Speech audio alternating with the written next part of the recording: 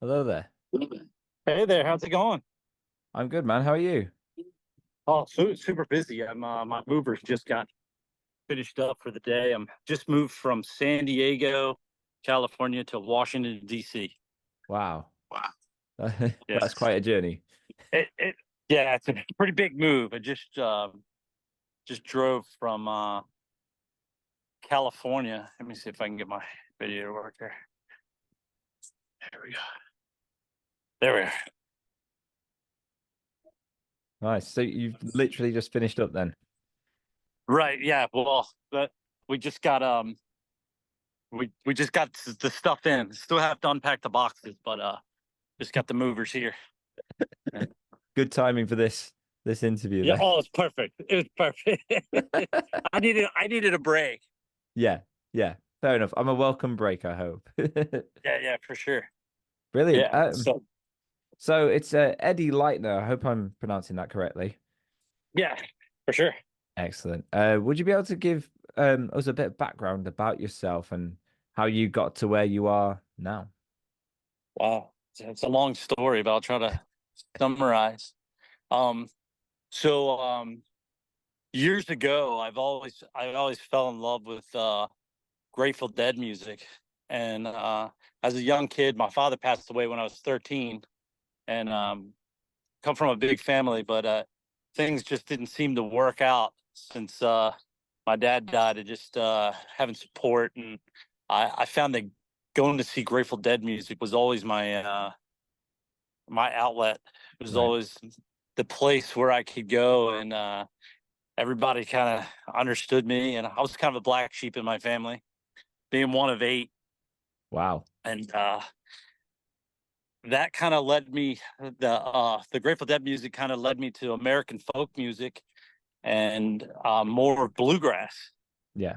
And years have gone by from traveling and going to shows, and I decided that I was going to take up mandolin because I I saw three of the most amazing mandolin performances at the Bonnaroo Music Festival in 2002, Right.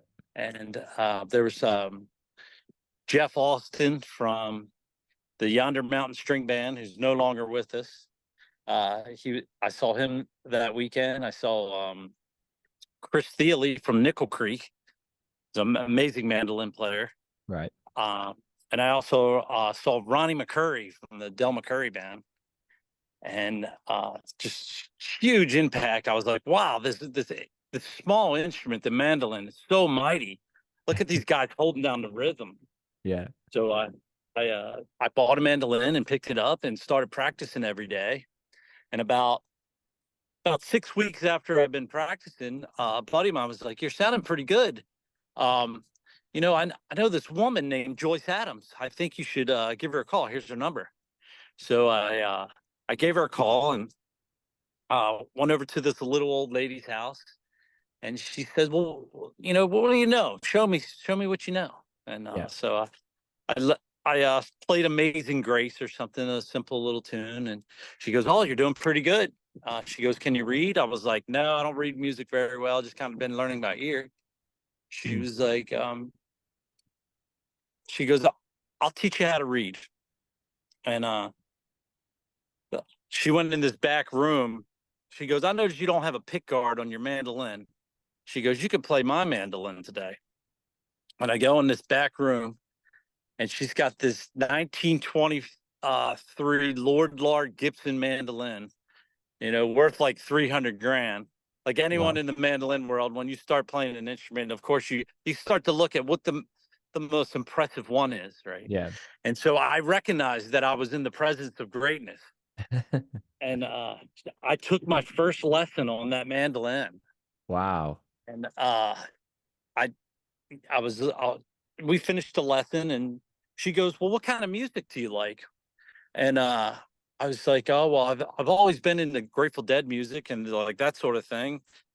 And she goes, "Well, I teach classical music." She starts to tell me about herself, and she said,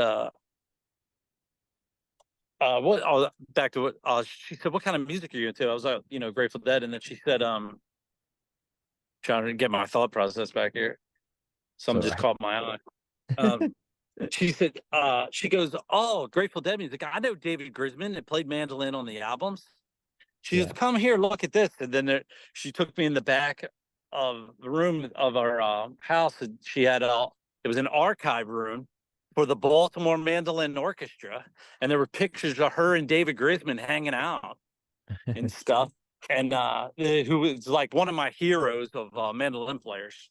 Right. And so it was just wild. And then she started explaining who she was, and she was the first chair of the Baltimore Mandolin Orchestra that was established back in 1924 Wow. uh, by a German gentleman named Comrade Geblon, and he was the founder of John Hopkins University Band here in the United States, John Hopkins University, and just really interesting. It was a lot of stuff, you know. I was just overwhelmed, Yeah. and she taught me to read music in about 6 to 8 weeks. She had me reading music really well, That's good. and she had me join the Baltimore Mandolin Orchestra, and I was playing second chair, and I was playing classical music at the time. It really wasn't my passion, but kind of took me in a different direction at that time.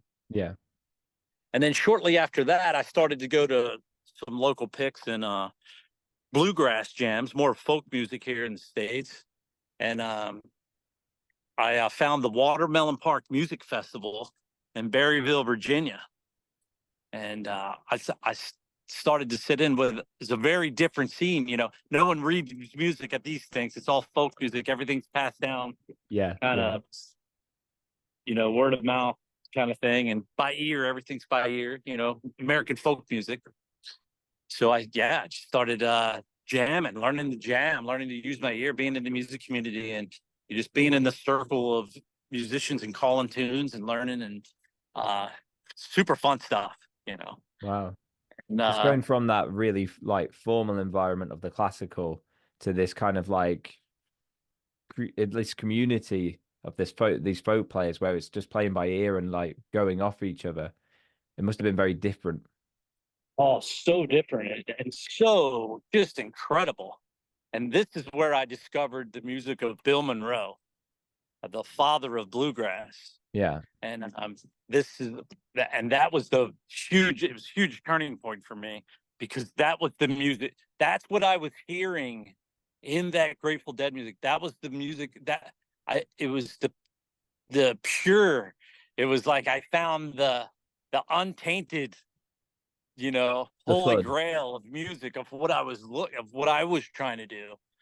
Yeah. And I started studying some Bill Monroe's music over the years, and I started doing some workshops. I went out to the Del McCurry Festival out here at Delfest. Yeah. If you look up Delfest, it's a big festival out here in Cumberland, Maryland, and Del McCurry is a big he's a national treasure here in the States, and his son Ronnie McCurry plays mandolin in his band, and I studied with Ronnie a bit, and Ronnie started to show me some stuff uh, from going to the festivals every years. And then a little bit after we had the pandemic and stuff, you know, come in shortly Yeah. after a few years ago. And then I discovered a guy from the festivals named Christopher Henry. And Christopher Henry, uh, he is a Bill Monroe freak. He's the guy that interprets Bill Monroe's music note for note, and just a very humble character.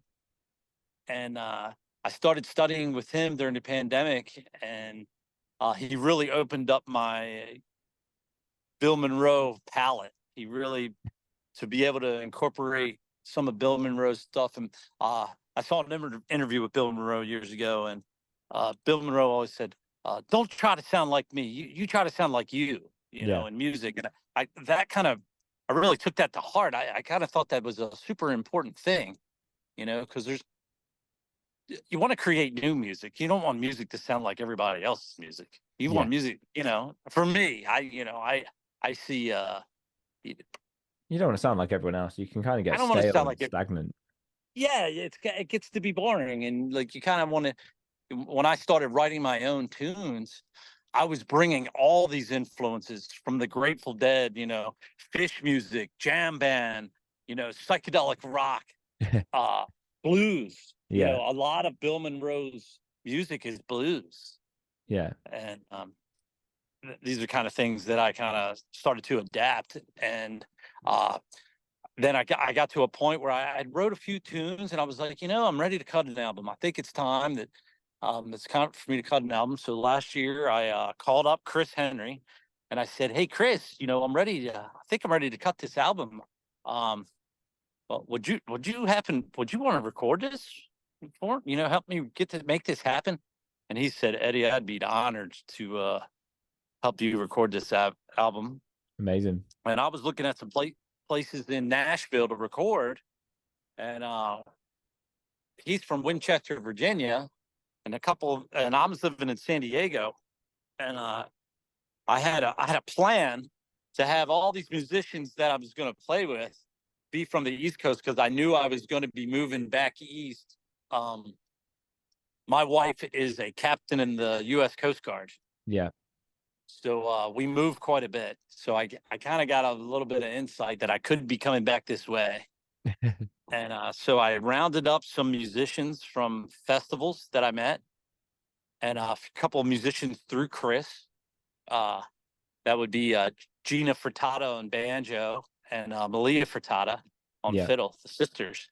And when I found out that they were available to do it, I was like, oh well, this is amazing because this is a 2-for-1. I got sibling female vocals like for harmonies.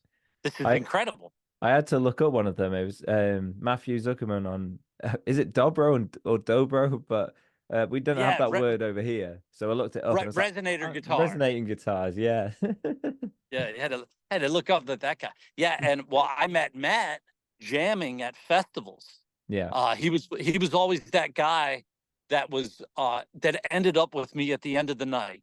He was always my ride or die, and he still is today. Uh, he actually just called me last night. Making sure I got in okay. He's just one of those true friends that he's always there to the bitter end. We'll be playing music in these bluegrass festivals, until dawn. Yeah. Play until the next day. You know, up drinking moonshine, playing folk music, and he's one of those people that was always been there.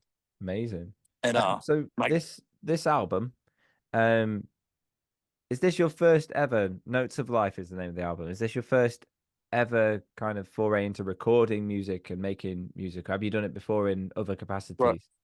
well, I have recorded before. I've done some studio work. I'm on some other albums. Right. Uh, there's a girl named Christina Brazington. Sorry, Kathleen Brazington. Yeah. I'm on her album Full Frontal. It was an album that I was on, and I was on another bloke's place. Alex Peters, and Yeah. he's a folk musician. And so I've done some studio work, but this is first my baby stuff that I wrote. So How did it yeah, feel to go through that process when it's just you and you kind of are leading the way? it was a little bit nerve wracking because I felt like I was bearing my heart to the world, Yeah. trying to sound like me, Yeah. but also I want to gain the interest of bluegrass lovers and bluegrass people, and not overstep my bounds. Yeah. Especially with American bluegrass music, um, it's kind of like a niche genre, but I kind of wanted to break those rules a little bit. So, some of the songs in there, like there are two cover songs on there. One is the "Walk On Boy" Yeah. track, and my favorite version of that is Doc Watson. Doc Watson is Yeah. I was Americana actually piano. just listening to that before went on this interview and you know how it does you did it justice. It sounds really good. Oh, thank you, thank you. I appreciate it. It's good to get some feedback. And Yeah, so I've listened to the album today. So we could go through song by song, you know, the inspiration behind each song. Obviously, I've got the notes that I've read about them, but it's nice to dive in a bit deeper to some of them. Um, so if you want to, if we want to start talking through it, we can also talk about the recording process and everything involved in each one. Oh yeah, for sure. So the first track of the album, What Took You So Long, that is, I kind of wrote that as an anthem to the Delfest Festival. Kind of the opening line is Allegheny fog, the freight train's rolling in. You better get ready. The McCurry's coming. I mean, and that is just a picturesque of going to Delfest and the festival, of the train coming down the track next to the festival, to the landscape of Western Maryland and the beautiful Allegheny Mountains there. It's just breathtaking, and Yeah. to a tribute to Del McCurry, one of my big heroes in bluegrass. I mean, if there's It's anything that sounds so from my ears anyway, that sounds so quintessentially American in right, the picture that's especially the being slang. painted and everything.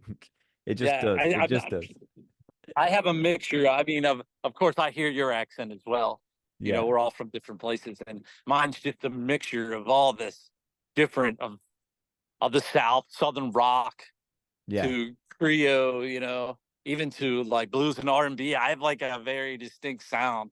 Uh, Well, I can say uh, that it definitely does dip its toe in other waters. So it definitely does your bluegrass, justice, but you can hear the rock elements, country elements in certain places, you can hear that definitely.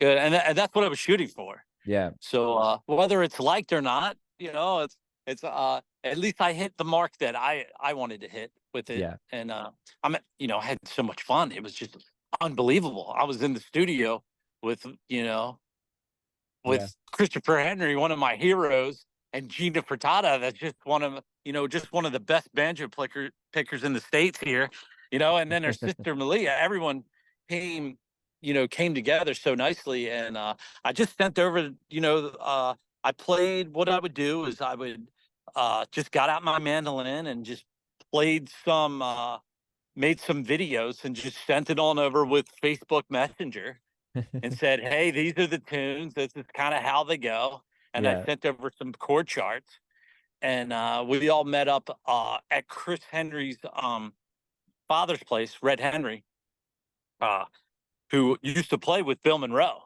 This is Yeah. like it was like this full circle thing. Yeah. And he welcomed and helped me out with studio space and everything. And got being able to record over at his place was just epic. Was very just the country hills of Virginia, and just I feel like you can hear it in the music. Oh yeah. Yeah. The So scenery. the album starts, you kind of burst through the door with What Took You So Long. This Yeah, really that sort was of, kind of like, hey, because Delfest is kind of like the mecca out here for it's one of the biggest bluegrass festivals. So I kind of wanted to play. I kind of bust through the doors, and then I came through with the second tune of Notes of Life, the title oh, track of the album, oh, it's gorgeous. and that I came to me on a walk. I was walking on the East Bay in California, uh, just right in Alameda, just right next to San Francisco. And I Yeah. was walking along one day. It was a beautiful sunny day, and there was a crystal hanging from my neighbor's porch just down the road. And I'm out on this walk, and I could see the light shining through the prism and Right. flying around. Uh, and I was like, "Oh, the notes of life! Look at that shining on me." And I Yeah. was like, and I just, when you feel the magic sometimes and it's flowing, you got to write it down. Oh yeah. You got to get it down. And I came home from a little hike along the bay, and I just wrote it down. It all came down on the page within minutes. Yeah. It was beautiful, And and it was nice to go from that sort of really bursting through the door to then calm and kind of almost enjoying life, celebration of life in Notes of Life. And it paints the picture perfectly. And then you kind of stay in that calm realm as you go into Kaleidoscope of Sound.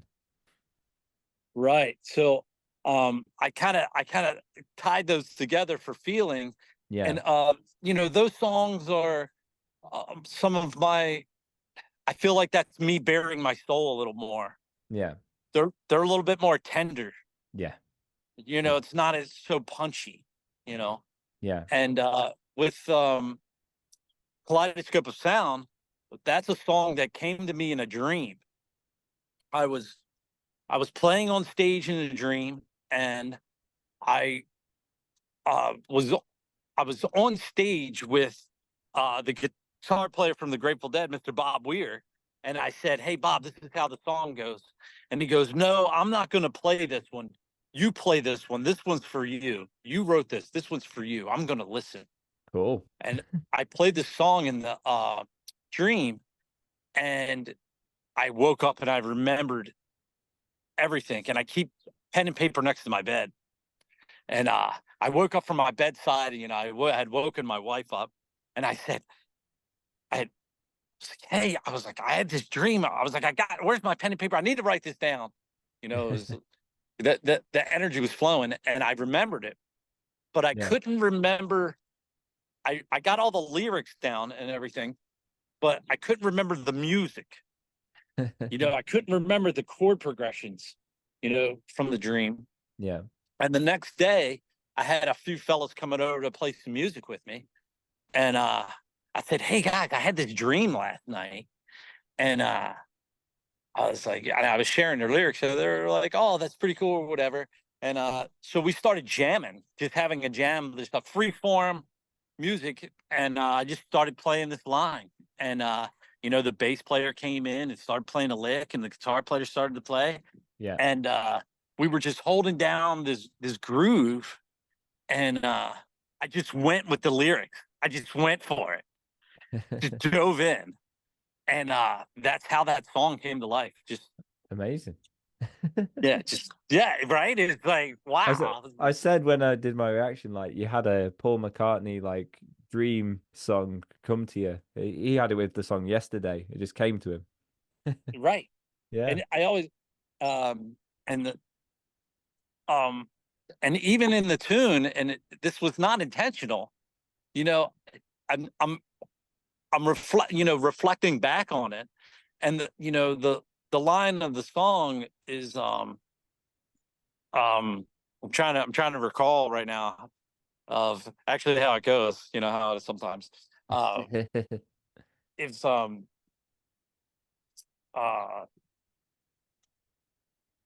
Yeah, it's all right. But Oh, music, love, player, and dance.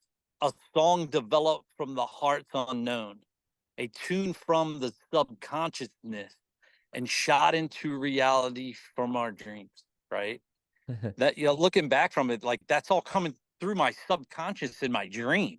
yeah. So it's like I didn't even write it. It's almost like I just dipped my cup in the fountain Yeah. thing. And you got something from it. Yeah.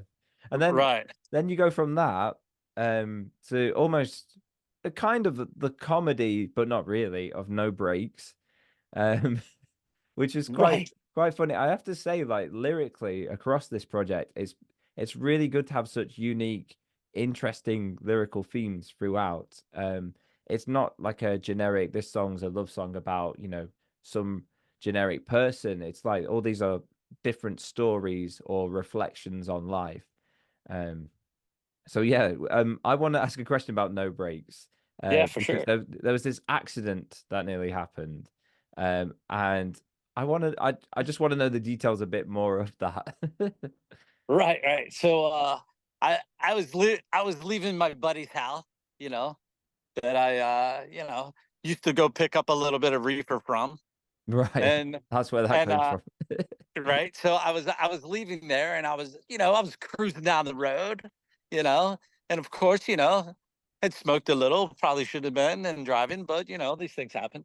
And I'm driving down the road, and I'm just cruising, and there's this lady in front of me in a Toyota Prius, which happens to be my most hated car now ever since this incident. And she stops at a yield, you know. That's one thing in the States here. When you come up to a yield sign, you yield. You don't stop. Oh You yeah, don't. you don't just, you kind of slow down and then you proceed, but you don't, and she slams on her brakes in front of me. Like it's like one of those things that's kind of frowned upon, you Yeah. know. And I locked up my brakes in my truck, and when I did, it blew the brake lines in the truck. Apparently there was a little bit of corrosion on the brakes. So there were, Right. and it blew the brake line, and it threw me off of the side of the road. Wow. Uh, and I was going down, and I was gonna die. There was no way to stop. I hit the emergency brake, but the incline was so steep. I was I was just in I was just in for it, and I came out and I was so shaken, Yeah. and I had called my wife. I was like, "Hey, you got to come get me. I'm on the side of the road." She's like, "Are you okay?" I was like, "You won't believe what just happened," and I was really shaken. Like I had one of those moments where I evaded death. Yeah.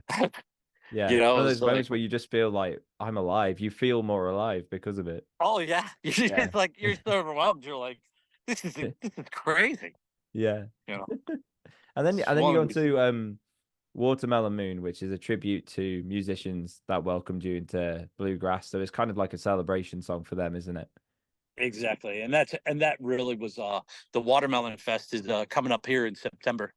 That's another festival here at Pickers in Virginia, Yeah. and they're the ones that really welcomed me in. And um, it's scary going into a jam if you're a greenhorn and you don't know. If you're Yeah. you're new at music, and it can be intimidating, you know, and there's all ages, from small kids, 5 and 6 years old, walking around with their instruments, you know, to the guy who has been playing for, you know, 60, 70 years, Yeah. and everyone is so welcoming and just welcoming in. And I wanted to try to write that as a tribute to them, and the Yeah. tribute to that scene and those people. Excellent. Sure. And And then we got then to Walk on Boy, which we have discussed and talked about. It's a cover. You right, said and there's that two covers on it. I only noticed Walk on Boy because it was mentioned. So where is the other cover a bit later on in the album? right, and that's the final tune, Daybreak and Dixie. Ah, right. The reason why I wanted to incorporate a couple of covers, I wanted to kind of show a with the Watermelon Moon, that was kind of like, okay, that was for me. But then I also wanted to show my worthiness to the bluegrass world, and to the folk world, to say, hey, I can stay um a little bit closer to the tradition. Yeah. I just to kind of prove that I belong, and that this is okay. Yeah. It's okay to go outside and You can push the kind of leave boundaries, but them. you also respect the past. Right. So I kind of try to push it in the beginning, try to push it in the beginning album, and then kind of come back around, kind of wrap it up to where Yeah. it's like, a trip. Like I love Doc Watson's version of Walk on Boy. Doc Watson is, American treasure, Yeah. and one of those people that his music was just incredible. The his ability to have that high lonesome sound. Yeah. And then the Daybreak and Dixie. Um, my favorite. I have a bunch of. I think my favorite version of that is Marty Stewart. There's and Ronnie McCurry. Hearing them do it was probably my favorite version, but also Sierra Hall. I don't know if you ever follow any of these musicians I speak of, but No, I kind of it's wanted to. another world to me from here. Yeah, oh yeah, for sure. And that was one of the reasons why I reached out to you, is because I feel like it's good to have an unbiased opinion Yeah. to music. Yeah. To have someone that doesn't exactly, you're a different ear. Because I was looking through some of the stuff you've covered. Yeah. And I was like, oh, here's someone that's completely out of the loop. He's gonna have a fresher ear to this music, because if you're gonna break boundaries, and if you're gonna make something that's folky come to more mainstream. You Yeah, know, yeah. I mean, you need, it's been really nice to do, and I'm accepting of like most music anyway. I love listening to things that I've never heard of before and diving into genres that I wouldn't have particularly chosen to listen to. And well, I mean, recently actually, country is starting to grow. For example, I don't know this is bluegrass, but it kind of feels like an extension of that in some aspects. The traditional folk, there are some elements that are go into country when I talk about more maybe traditional country songs instead of pop. But right, um but it does seem that this is trickling over into Europe and other areas around the world now more than ever because it was never a thing growing up country in England and I think in other countries around Europe. So it has been, really beautiful to get a sense of this project really just without any prior knowledge, like you say. right. Yeah, for sure. And if you look at artists like Billy Strings, for instance, uh, if I don't know if he's been on your radar, but if he's not, you need to get on it because Billy this guy Strings. is Okay. Billy Strings. He's breaking boundaries. Uh, this guy's selling out stadiums. He's touring Europe. Is he? Um, yes, yeah, you got to check this guy out. He's just incredible. And he does a lot of the kind of the same thing that I'm doing. It's he's at a higher level. It's great to have these people to look up to that are bringing justice to the music and to show other people that uh, he could stay tried and true to tradition, but then also be experimental and Yeah. jam. Yeah. You know, Yeah. Let's quickly just talk about one song we haven't talked about, which is Back to the Mountain. So it's written in a cabin in snowy Rocky Mountains, and it's fun, high energy song, isn't it? oh right, yeah, super fun. That was my sing along. We it was Thanksgiving. We were out in Colorado in the mountains, ski weekend. Snowed a ton. Must have snowed like 18 inches overnight. Yeah. Amazing. And I was like, I just had one of those urges to write. I was like, this is an ideal situation. I'm in a cabin in the mountains with I have my mandolin, so Head's clear. let's Let's do yeah, it. so Yeah. let's do it. And I was like, so how can I make this um, you know, a sing along? I wanted to have a song that easy for people, and it has the call and response, Yeah. going back, Yeah. through the Noticed mountain, that. Yeah. very easy to follow. Yeah. So I wanted, just hire and just have fun with it. Yeah, and it is fun, and I think overall, like you got a wonderful album there, and I can't wait for you to watch my reaction and my review to it. Um, none of it stays still, none of it kind of stays stagnant. It's a nice roller coaster of happy emotions, awe-inspiring emotions, upbeat times as well as calmer times and tributes to what makes the genre so great. So yeah, I think a really good job and I really do hope you enjoyed my reaction too. Oh yeah, for sure. Yeah, I can't wait to see it. It'll be great. And that'll be awesome. And for sure, well, I'd definitely like to keep in touch and maybe try to set something up on your folk scene. I would love to come to your area and visit and bring some musicians, and that's what we do is we bring music to the people. Yeah. Um, they all call me Fun Eddie out here because I like to have fun. Who doesn't like to have fun? And I like to sell fun. Yeah. And if you can sell fun, I think it's an easy product to sell if you're good at it. If you're good at having fun, it should be pretty easy to sell. Yeah. Yeah. So I'm looking to I'm looking to sell some fun, and that that's the goal. I feel like the meeting of life is whoever has the most fun wins. That's a great thing to have. That's a great moral. Right, I right. think you're And, winning there with I that. feel like I'm winning with that one. Yeah. I feel like I'm doing pretty good. Yeah. And you look like you're having a great time doing the things you want to do, which is amazing. And you've moved, which is a big thing. It looks like you're living a great life.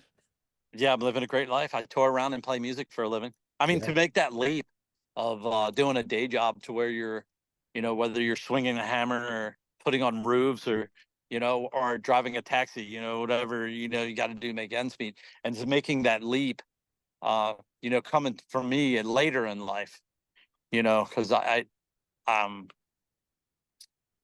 it's been so, I think it's made it a little bit more gratifying for me, you Yeah. know, Yeah. because it's so precious to be able to make other people happy and help other people have fun, Amazing. you know. Well, it's been brilliant talking to you, Eddie. I'll let you get on with your day because I know you've still got things you need to do. Yeah, So sure. yeah, keep in touch. Definitely, we'll talk soon. Dude, I'll share your video and we'll make some, well, let's have some more stuff happen in the future. Definitely. All right, talk Definitely. to you soon. See ya. Bye.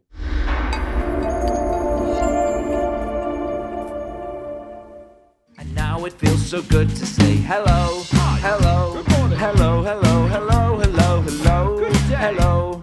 And now it feels so right to say I miss you, I love you. And God, it feels so good to say hello. God, it feels so good to say hello. Bye, ladies and gentlemen.